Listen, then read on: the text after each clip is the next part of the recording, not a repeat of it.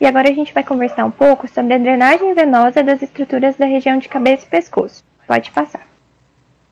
Bom, inicialmente nós vamos falar sobre a drenagem venosa do encéfalo. Nesses quadrinhos azuis, a gente tem um esqueminha bem geral da drenagem do encéfalo. No encéfalo, nós temos veias, genericamente aqui chamadas de veias encefálicas. Essas veias encefálicas, elas drenam, o sangue por elas transportado para estruturas conhecidas como seios venosos da dura mater.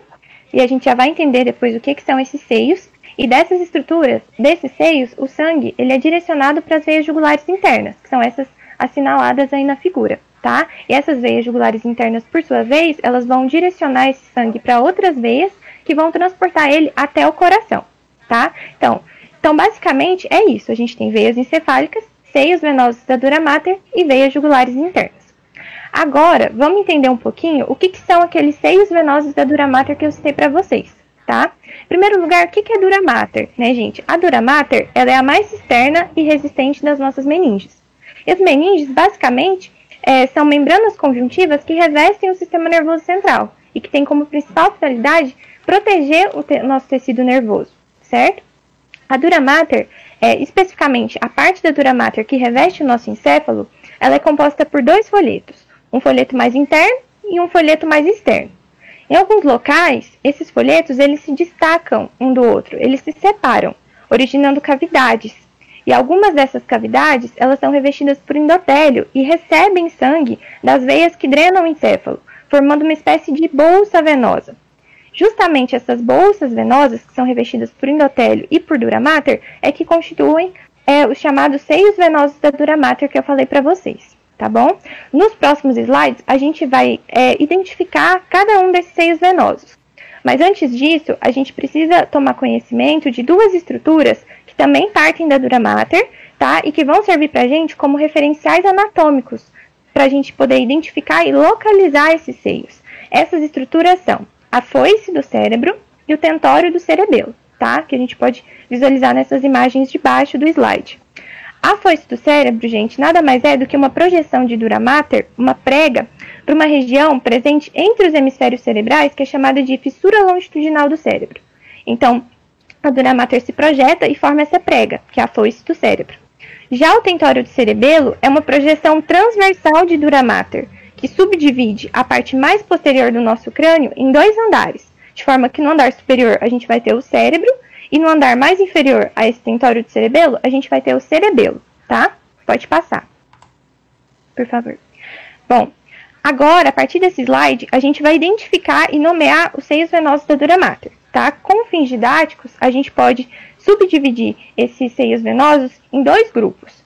No grupo dos seios venosos que estão relacionados com a abóbada craniana e no grupo dos seios venosos que estão relacionados com a base do crânio. Nesse primeiro slide, a gente vai ver os que estão relacionados com a abóbada, tá? E uma coisa que já chama a nossa atenção nessa imagem é a foice do cérebro, tá? Sobre a qual a gente falou no último slide. Vamos então começar pelos seios venosos que estão relacionados com a foice. Na margem superior da foice do cérebro, nós temos o chamado seio sagital superior. Já na margem inferior da foice, a gente tem um outro seio, que é o chamado seio sagital inferior. Conectando esses dois seios sagitais, nós temos o chamado seio reto. E no mesmo plano do seio reto e do tentório de cerebelo, porque o tentório de cerebelo e o seio reto estão no mesmo plano, nós temos um outro seio. Só que esse outro seio, ele se dispõe transversalmente ao plano dos seios sagitais. E por estar transversal ao plano dos seios sagitais, esse seio é o seio transverso. Nós temos dois seios transversos, um de cada lado, mas nessa imagem a gente só consegue ver um, que é o seio transverso direito, tá? Bom, a porção mais lateral do seio transverso, gente, ela se projeta inferiormente em direção à base do crânio e ela adquire um aspecto sinuoso, em forma de S, e origina um novo seio que é chamado seio sigmoide. Sigmoide porque ele tem forma de sigma, ele tem forma de S, ele é sinuoso, certo? E esse, gente, ele é um seio muito importante, porque ele é o seio final de drenagem dos seios venosos da dura mater. E ele recebe, de modo direto ou então de modo indireto, todo o sangue dos demais seios venosos, certo? E a estrutura que dá continuidade a esse seio sigmoide na parte externa do crânio é a veia jugular interna, certo? Que é aquela veia que eu falei para vocês, que é responsável por direcionar o sangue do encéfalo para vasos que vão levar ele até o coração, tá? Bom, e um outro seio que a gente também pode visualizar nessa imagem é o chamado seio occipital, tá? Que é esse seio pequeno e que está aí logo abaixo do tentório do cerebelo. Tentório do cerebelo que fica ao nível do seio reto, certo? Bom, e só para finalizar esse slide, gente, eu gostaria de sinalizar para vocês essa região, que é a região da confluência dos seios, tá? Observem que nela a gente tem uma comunicação de 5 importantes seios venosos da dura mater que a gente citou, que são o seio sagital superior, o seio reto, o seio occipital e os 2 seios transversos, que também se comunicam aí. A parte proximal dos 2 seios transversos também estão aí nessa região de confluência, certo? Pode passar. Bom, agora nesse slide a gente vai abordar aqueles seios venosos que estão relacionados com a base do crânio. Vamos começar pelo seio cavernoso. O seio cavernoso é esse seio grande e que se situa próximo a uma estrutura do cérebro que se chama hipófise. Não se preocupem agora com o que é a hipófise, qual é a função dela, que a gente vai abordar isso na monitoria de neuro, tá? Mas ela é uma referência anatômica para a gente identificar o seio cavernoso. Esse seio, gente, ele contém estruturas muito importantes. Ele contém alguns nervos cranianos, né? E ele tem até mesmo uma parte da artéria carótida interna. Eu não sei se vocês se lembram, mas na monitoria de artérias, eu falei com vocês que a parte do sifão carotídeo, que é aquela parte sinuosa da artéria carótida interna, que ela se encontrava no interior de um espaço chamado seio cavernoso. É esse o seio cavernoso que a gente estava falando, tá? É esse seio que faz parte do sistema de drenagem venosa do encéfalo. Bom, mas vamos prosseguir, ó. Lateralmente ao seio cavernoso, nós temos um outro seio, que se dirige da região da asa menor de um osso chamado esfenoide em direção a um outro osso chamado osso parietal. Esse seio, ele se chama então seio esfenoparietal, por conta do percurso dele mesmo, mas não se preocupem também agora com o nome desses ossos, tá bom? Além do seio esfenoparietal, nós temos também os chamados seios petrosos. E esses seios, gente, eles são assim chamados também por conta do percurso deles. Eles percorrem a parte petrosa do osso temporal, que é uma parte específica de um osso que a gente tem no crânio, que chama osso temporal. Não se preocupem que a gente também vai estudar isso depois, tá? O seio petroso superior, ele está acima do tentório do cerebelo, ele é supratentorial, por isso superior, tá? E ele comunica o seio cavernoso à porção final do seio transverso, que é aquele seio que a gente viu no último slide, mas que também pode ser visualizado melhor nessa imagem, certo? Já o seio petroso inferior, ele está abaixo do tentório do cerebelo, por isso que ele vai ser melhor visualizado na parte direita da imagem, onde o tentório do cerebelo foi retirado, certo? E o seio petroso inferior, ele conecta o seio cavernoso ao seio sigmoide, que é aquela continuação mais inferior do seio transverso. Vocês se lembram? Bom, e só para citar, gente, a gente tem ainda nessa imagem os seios intercavernosos, que comunicam os 2 seios cavernosos. Nessa imagem a gente só consegue ver um dos seios cavernosos, mas também existem 2. E a gente tem o plexo venoso basilar, que nada mais é do que um plexo de estruturas vasculares que ficam aí na base do crânio, né, e que comunica os seios petrosos inferiores e os seios cavernosos. Certo? Pode passar, por favor. Bom, gente, agora a gente vai estudar um pouquinho algumas das veias encefálicas, que são aquelas veias que drenam para os seios venosos da dura mater, certo?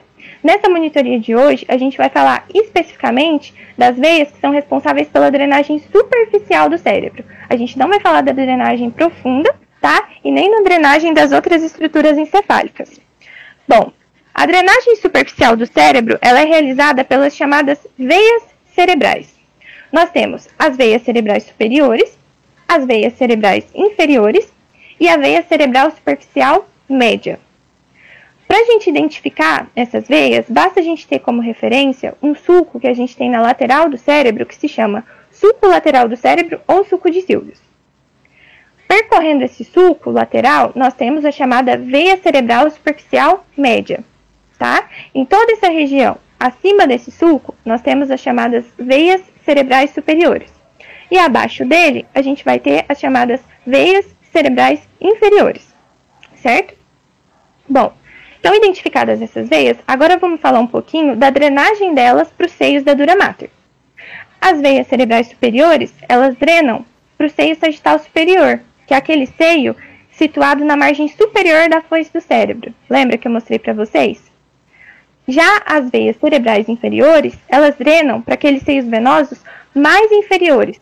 Então, são aqueles relacionados com a base do crânio, certo? Como os seios cavernosos, os seios petrosos e os seios esfenoparietais. Aí a gente construiu esse esqueminha aí do lado do slide, simplificando isso, né? Esse esquema de drenagem.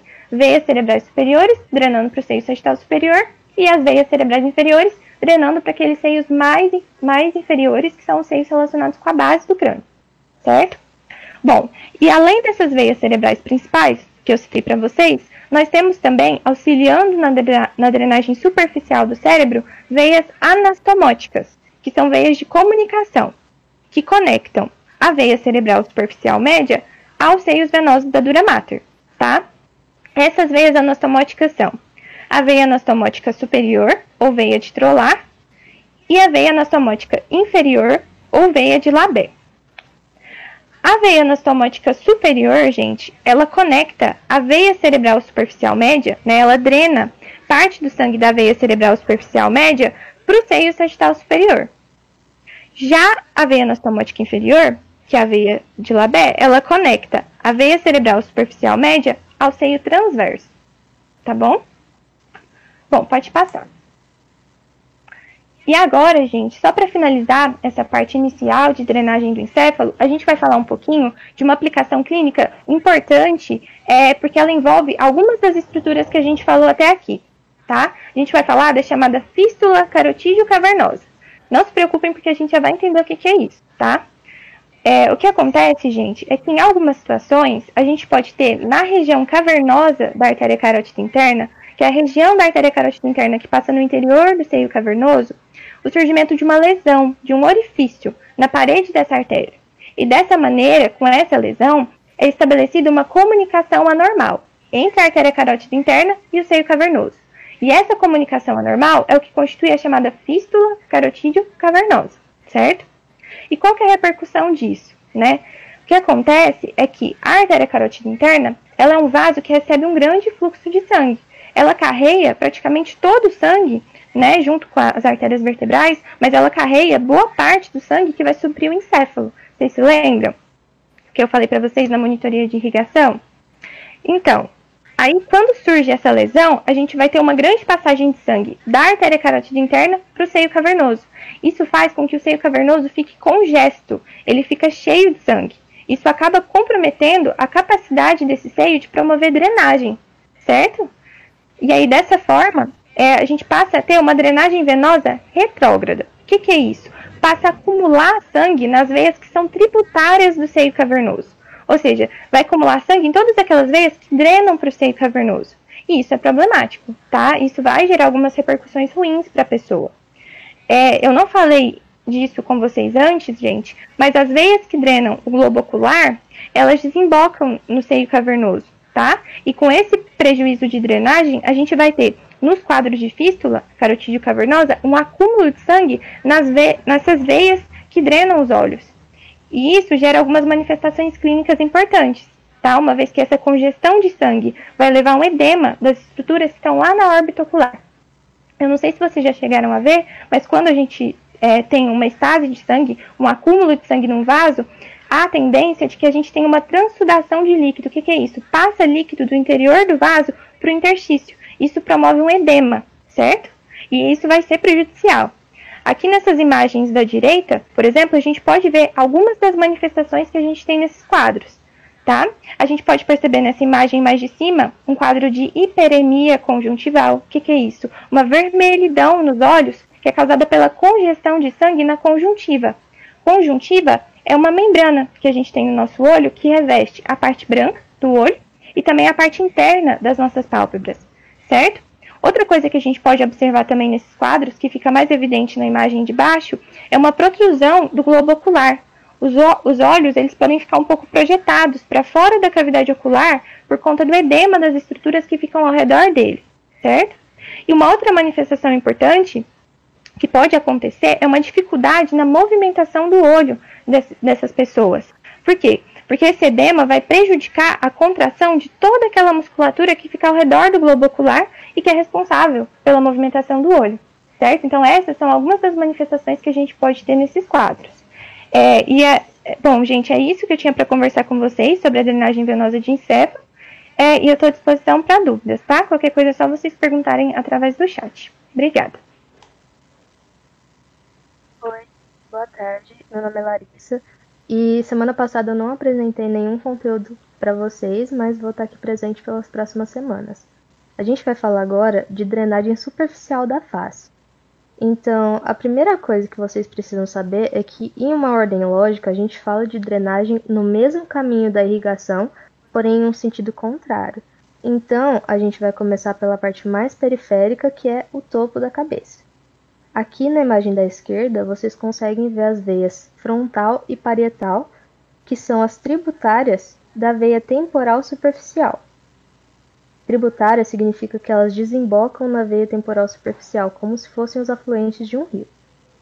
A continuidade da veia temporal superficial se chama veia retromandibular.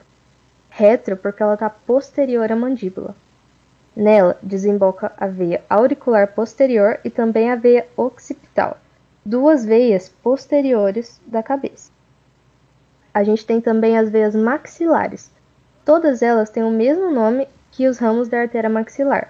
É uma rede muito anastomótica, com muita variação anatômica, que foi nomeada como plexo pterigóide. E elas drenam tudo que é irrigado pela artéria maxilar.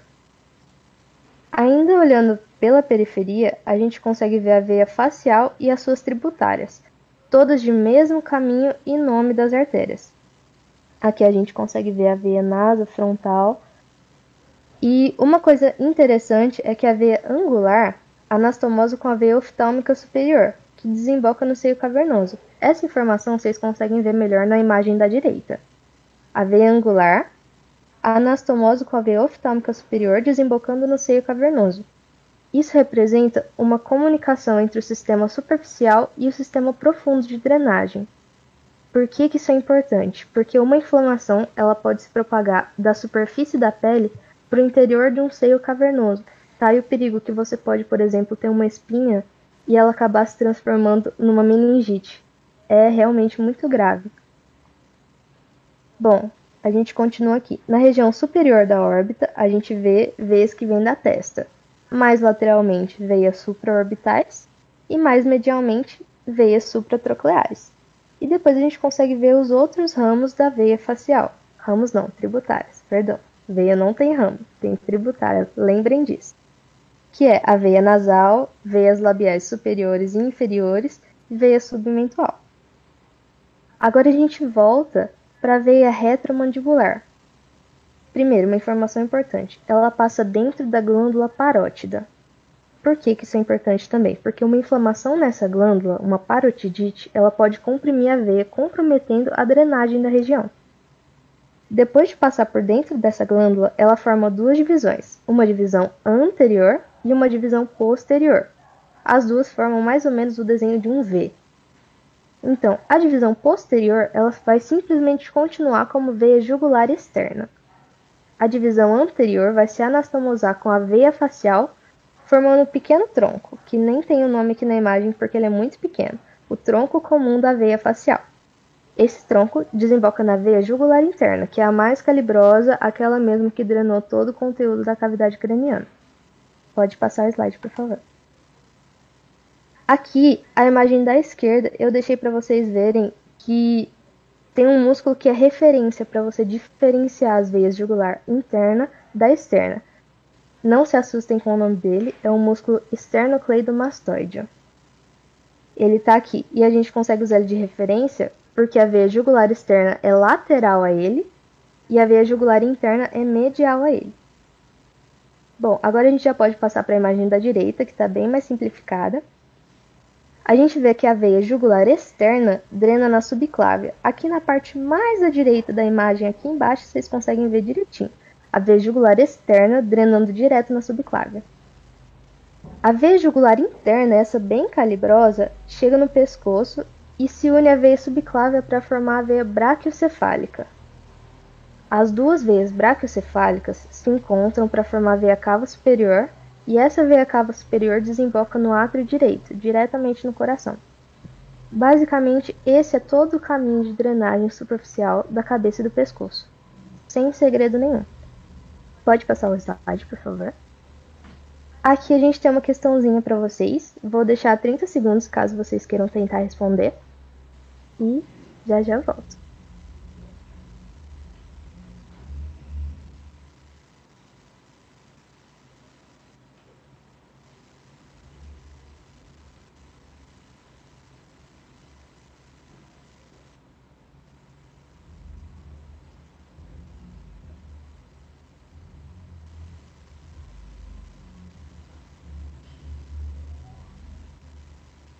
Bom, gente, estou de volta aqui para trazer a resposta para vocês da questão.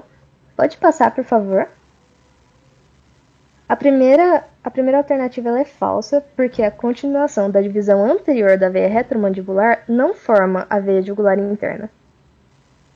Lembra, a continuação da divisão anterior ela vai anastomosar com a veia facial, formar o tronco comum da veia facial. Na segunda, a veia auricular posterior é um ramo da veia temporal superficial. Essa é pegadinha. Lembra que eu até errei agora há pouco? Veia não tem ramo, pelo menos não por enquanto. Vocês vão estudar logo, mas não se atentem a isso. Veia tem tributária. A terceira, o seio petroso superior é um seio supratentorial e conecta diretamente o seio cavernoso ao seio sigmoide. A única coisa que está errada é que ele não conecta ao seio sigmoide, ele conecta ao seio transverso. E a última é verdadeira, a foice do cérebro e o tentório do cerebelo são pregas da dura mater. E é isso, gente. Aqui eu me despeço de vocês. Tenham uma boa tarde.